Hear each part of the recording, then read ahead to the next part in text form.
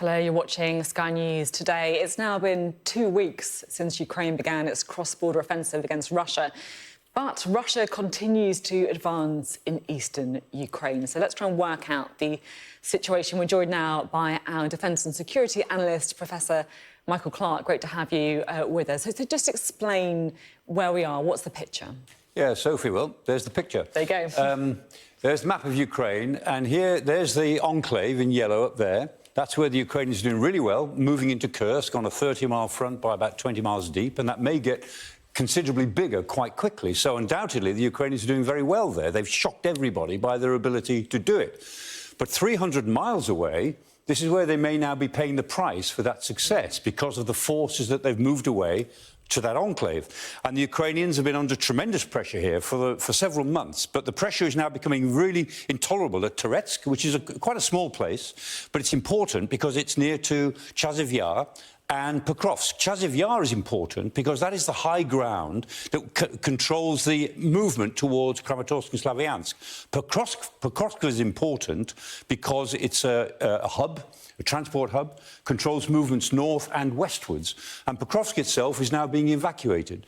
So the Ukrainians are already moving people out of Pokrovsk, which, a bit like Bakhmut and Severodonetsk before it, looks like the prelude to a battle that will probably leave the place in absolute ruins at the end of whatever.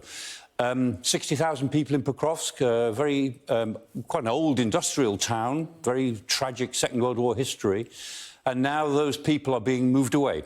So the Ukrainians are obviously preparing to either to lose it or to fight a slow battle before they lose it. And that's the problem that they have. In the south here, they're struggling to maintain their hold on the area. And as I say, Kramatorsk and Slavyansk are the two really important places, particularly Kramatorsk, Slavyansk symbolically so. But these two places, if the Russians get them, then they get the whole of the Donbass, the other bit that they don't control. They control about 2/3 of the Donbass. They started this war with about 1/3. They've got the middle third. They're now trying to get the last third of it. And if they get that before the winter, which I'm sure is what Putin would like to do, there's a chance that Putin would say, OK, we'll sit on this. We'll have negotiations on this basis. And that would buy maybe 2 years of peace before he comes back for the next chunk, which will be to try to take Odessa, to try to actually get the whole of Ukraine at some point. So Kramatorsk and Slavyansk are the key areas at the moment, and the Ukrainians are under real pressure in the south, and that may be the price they're paying for success in the north. Yeah, you can really see the sort of geography. 300 miles across there, and both fronts are intimately related to each other. Thank you very much indeed. Always good to